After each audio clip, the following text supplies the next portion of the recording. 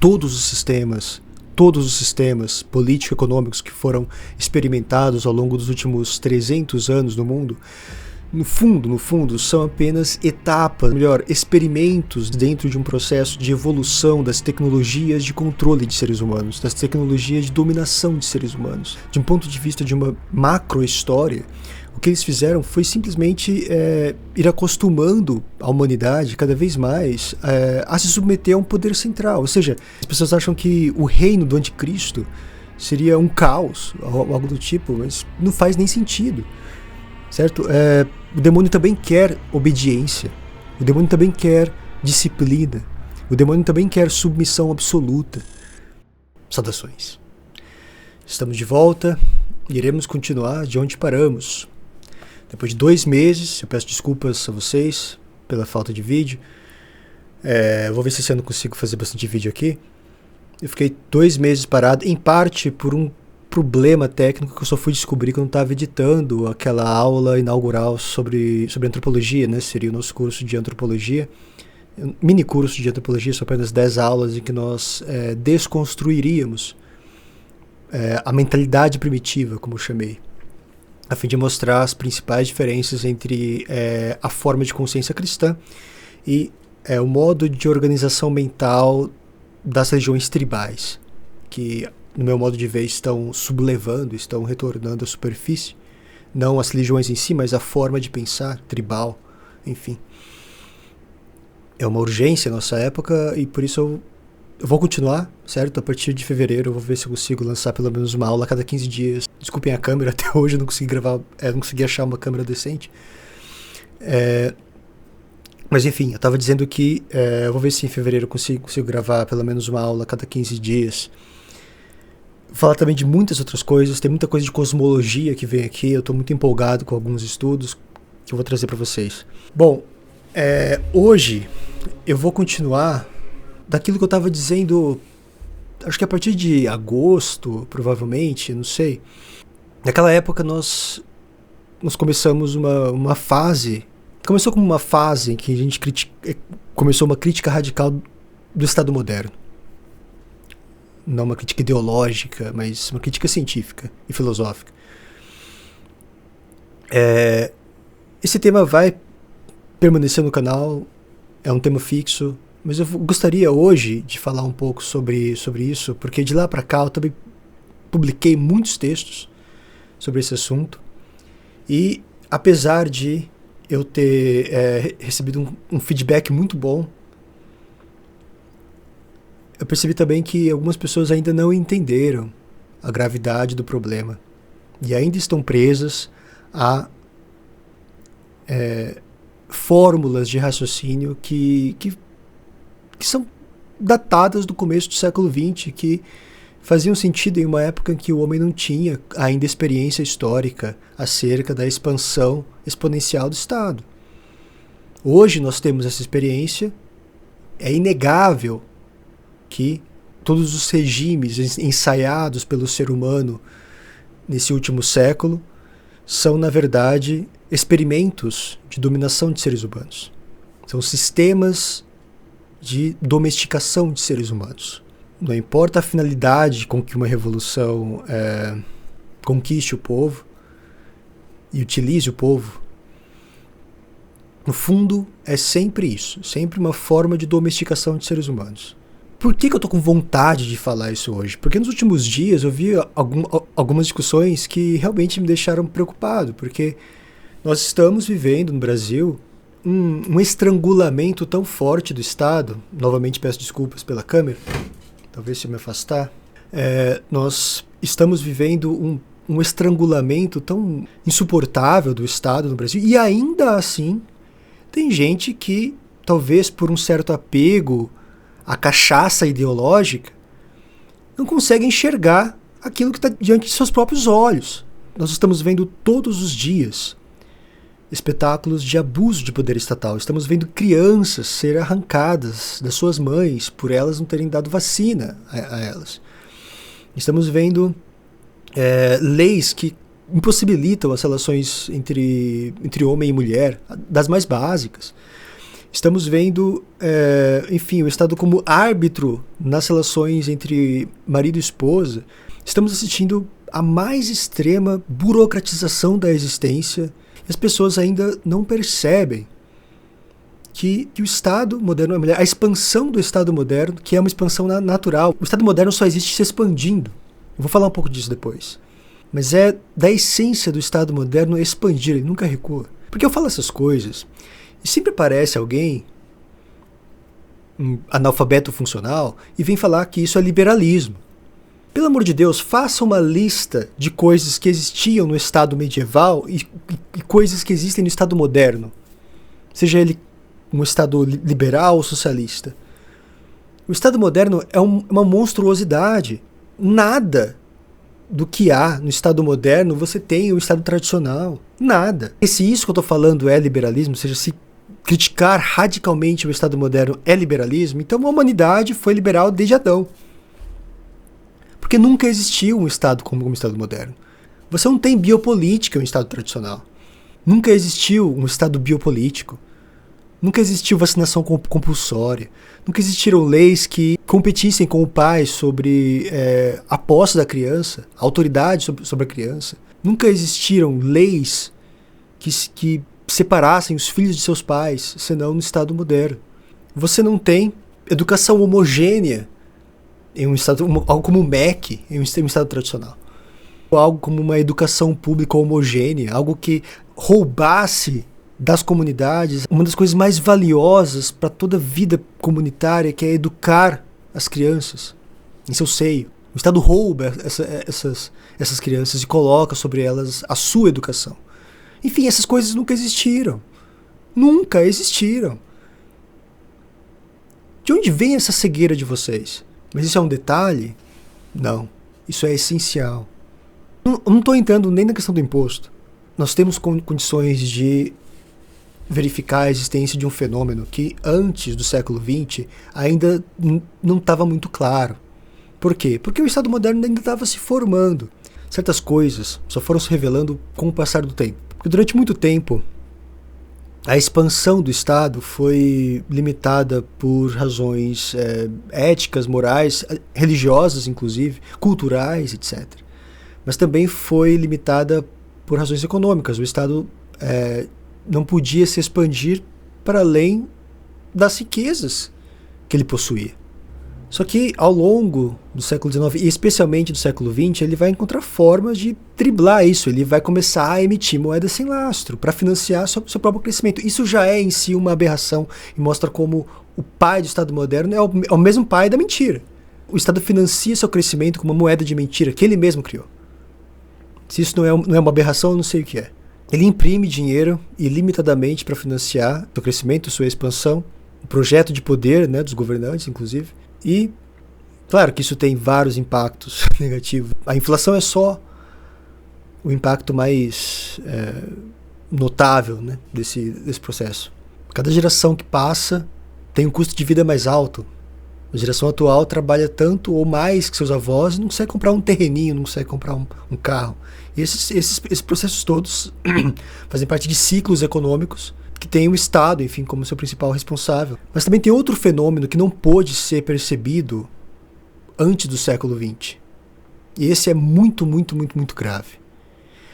Eu chamei em alguns vídeos anteriores de alienação antropológica por substituição. É um termo que eu ouvi e que eu acho que combina muito bem, mas dá para chamar de muitos nomes possíveis. Eu mesmo vou dizer aqui muitos nomes possíveis ao longo da minha fala.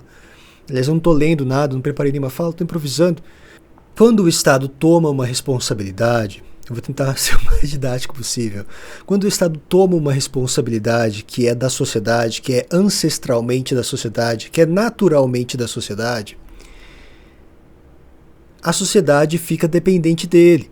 E essa capacidade que a sociedade tinha de cuidar dessa responsabilidade atrofia. A sociedade passa a confiar no Estado para resolver esse problema. A primeira vez que eu percebi isso, eu estava vendo um jornal local, um telejornal local, e estava dando a notícia que uma população rural de uma cidade próxima daqui estava reclamando que a prefeitura não ia construir a ponte que havia se rompido. Essa ponte tinha sido derrubada por uma chuva, alguma coisa assim. É uma ponte pequena, mas era muito importante, porque vários sítios daquela região passavam por aquela ponte para levar suas mercadorias para a cidade. E aí mostrou a tal ponte. Cara, a ponte tinha 3 metros e era de madeira. Se fosse há 50 anos atrás, ou até há 30 anos atrás, a própria comunidade, em 5 horas, eu garanto que ela reconstruiria aquela ponte. E conseguiria fazer um trabalho tão bem feito quanto os agentes da prefeitura. Aí eu já comecei a perceber, cara, tem alguma coisa estranha. Quer dizer que até aquele povo tão autônomo, né, que aquele povo do campo, até esse povo se tornou dependente do Estado para construir uma pontezinha, cara. Depois de alguns anos é que eu fui, de fato, encaixar as peças, né, ligar os pontos. Eu acho muito simbólico isso, porque para nós, seres humanos, existem também outras pontes, né, outros tipos de ponte. Aquelas pontes, digamos, imateriais, invisíveis, que ligam o vizinho e o vizinho, enfim, que ligam pessoas. E essas pontes também foram roubadas pelo Estado. O Estado também destruiu essas pontes e impede que a sociedade mesma regenere essas pontes. Todas as relações humanas estão sendo burocratizadas. As pessoas não conseguem mais se relacionar umas com as outras para resolver, enfim, alguma querela, alguma coisa. Em vez de ir conversar com você, ele já vai reclamar com o Estado. Mas, enfim, qualquer tipo de problema que você tenha na sua vizinhança, você já é treinado a recorrer ao Estado. Com o passar do tempo, cara, coloca isso no forno durante, sei lá, 20, 30, 50 anos. Você tem uma sociedade em que as pessoas não conseguem mais se relacionar. Porque é justamente na adversidade em que a gente treina essa capacidade de relação, de se relacionar, de estabelecer pontes. Então, nós ficamos viciados a recorrer ao Estado para tudo. E é óbvio que isso vai ter um impacto extremamente destrutivo sobre a sociedade. O liberalismo, ele chega com toda a sua carga corrosiva, separando os laços, criando um certo individualismo, óbvio. Mas sem esse avanço do Estado, a sociedade teria meio de se defender. Eu vou dar um exemplo. Esses dias eu falei que se não fosse o Estado ter roubado da comunidade sua função de educação, que era, aliás, muito diversa, quantas maneiras de educar diversas a gente tinha, quantos modelos pedagógicos diferentes a gente tinha antes, e agora nós temos um só. Se não fosse o Estado ter roubado da comunidade a função educacional, essas ideologias tipo LGBT e tal não teriam a força que tem hoje. Eu disse isso e já apareceram pessoas, não, mas a culpa é do liberalismo, a culpa é desses bilionários tipo George Soros, são eles que financiam. Claro, são eles que financiam, mas a coletividade teria formas de reagir. Por exemplo, se você é um pai de família e você tem duas escolas no seu bairro, uma delas é uma escola extremamente progressista, que você sabe que só está ensinando lixo paulo freireano, feminista, LGBT, essas porcarias todas. E você tem outra escola que é focada na eficácia. Mesmo que não seja conservadora, ela é focada na eficácia. Ela quer ensinar crianças a ler e escrever o melhor possível. Em qual dessas escolas você vai colocar seu filho? Se você fosse um pai de família brasileiro há 20 anos atrás, em qual dessas escolas você colocaria seu filho? Essa outra escola, cara, ela não conseguiria sobreviver por um mês.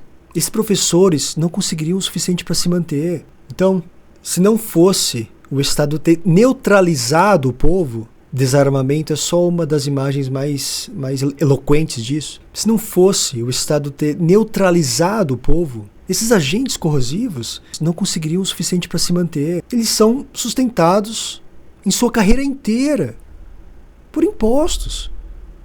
90% das vezes. Porque eles não conseguem passar pelo teste do mercado. Eles são extremamente ineficientes.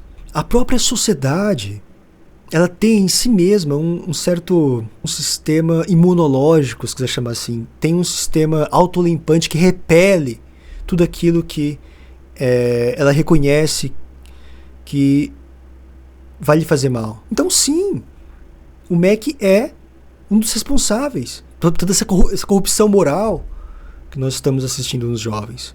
Porque através dele, o Estado sequestrou as crianças, não só de seus pais, mas também daquela educação comunitária, tradicional, que era naturalmente conservadora. Não tem um grande desastre social provocado pelo liberalismo que não tenha também ali uma mão do Estado. É só você ver a história desses caras, a história desses bilionários, para você ver que eles sempre tiveram relações com políticos. A fortuna foi construída sempre com alguma ajuda estatal. É sempre assim. Hoje eu estava vendo uma live, que era na verdade uma espécie de telejornal, e a âncora que estava comentando uma notícia sobre taxas de natalidade, alguma coisa assim, ela soltou uma frase que me deixou muito contente, porque eu percebi, nossa, finalmente, né, muitas pessoas estão percebendo isso. É verdade que hoje as pessoas são educadas a não desejarem ter filhos. Mas isso não explica tudo. Porque, dizia ela, antigamente também muita gente não queria ter filho. Mas tinha mesmo assim.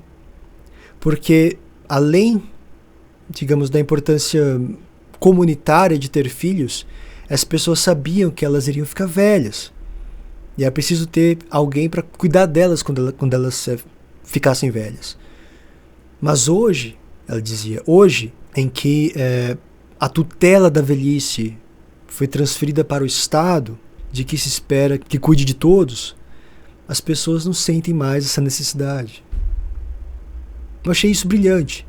É muito óbvio, mas é incrível como as pessoas não percebem isso. É muito interessante isso, porque de fato, se você pegar os países que tiveram uma redução na sua taxa de natalidade, em sua maioria são países que passaram por uma espécie de hipertrofia do Estado, mais ou menos monstruosa, ou um estado de bem-estar social. Então, é só ligar os pontos. É só ligar os pontos, é só voltar para a realidade. É isso que eu peço para vocês. Parem de enxergar a realidade de um modo unilateral. Abram os dois olhos. E, sobretudo, parem de ficar mutilando a realidade para fazer ela caber nos seus esquemas mentais, na sua ideologia. Abandonem a cachaça ideológica. Abandonem esse veneno ideológico que cega vocês. Não existe liberalismo sem também, paralelamente, progressivamente, um Estado totalitário, que desarma a sua própria população, que humilha a sua própria população, que neutraliza a população e retira dela os meios de reagir a esse liberalismo malvadão que vocês estão falando, que vocês falam o tempo todo. E eu concordo, é óbvio que eu concordo que o liberalismo é satânico. Como católico eu sou até obrigado a aceitar isso. Mas os males, efetivamente, não seriam isso que a gente está enxergando hoje se não fosse o Estado colaborar com isso. E é, sim, essencial do Estado moderno essa maneira de agir, essa expansão. Essa alienação estatal dos meios de viver não podia ser percebida por um cara do século XIX. Os papas do século XIX, por exemplo, não tinha como eles perceberem isso, certo? Esses fenômenos não tinham ainda se manifestado com toda a sua clareza. Mas hoje são. São fenômenos cientificamente comprováveis. E se essa análise parece libertária, meu amigo, sinceramente, dane-se. Dane-se. Eu não tô nem aí se um cara que levanta uma bandeira amarela e preta pensa como eu penso, ou diria isso que eu tô dizendo. Não tô nem aí, cara. Não tô nem aí com ismo nenhum. Parem de pensar de maneira simplista, unilateral, rasa. Quem se beneficia disso são apenas aqueles mitólogos, esses ativistas que querem arrastar a população inteira para dentro dos seus próprios delírios. Esses revolucionários idiotas que simplificam tudo, sabe? Ah, mas isso lembra a retórica liberal, isso lembra a retórica libertária. Meu amigo, dane-se. Dane-se, isso tem semelhanças conceituais ou retóricas com o libertarianismo. Não tô nem aí, cara. Eu não tenho compromisso com essas ideologias, não tenho compromisso com ideologia nenhuma. Nós estamos em um ano que é decisivo para o nosso país e Nós temos que decidir, a meu ver, por aqueles caminhos que irão fornecer margem de ação para nós. Margem de ação para todo aquele que quer cultivar ainda um modo de existência, se não conservador, tradicional, que é melhor ainda. Nós estamos perdendo a nossa liberdade de dizer que um homem é um homem. Você tem noção disso? Nós estamos sendo obrigados a implorar para o Estado, pelo amor de Deus, deixa a gente existir. Deixa eu vender pipoca na rua. Posso? Cara, é surreal. Então não tem como você ignorar isso. Você pode até não chegar às mesmas conclusões libertárias, ok. Você pode até não concordar com a ideia de que o Estado em si, em todas as épocas, é maligno. Mas que o Estado moderno é satânico, isso você não pode negar. Porque eu já disse aqui, não tem nenhum objeto de controle que seja tão cobiçado pelo ser humano do que o próprio ser humano. Enfim. Somente ao anticristo interessa a uma humanidade acostumada a depender de um poder central para tudo. Somente ao anticristo interessa uma humanidade que come na mão de governantes, ou de uma elite burocrático-revolucionária, seja o que for.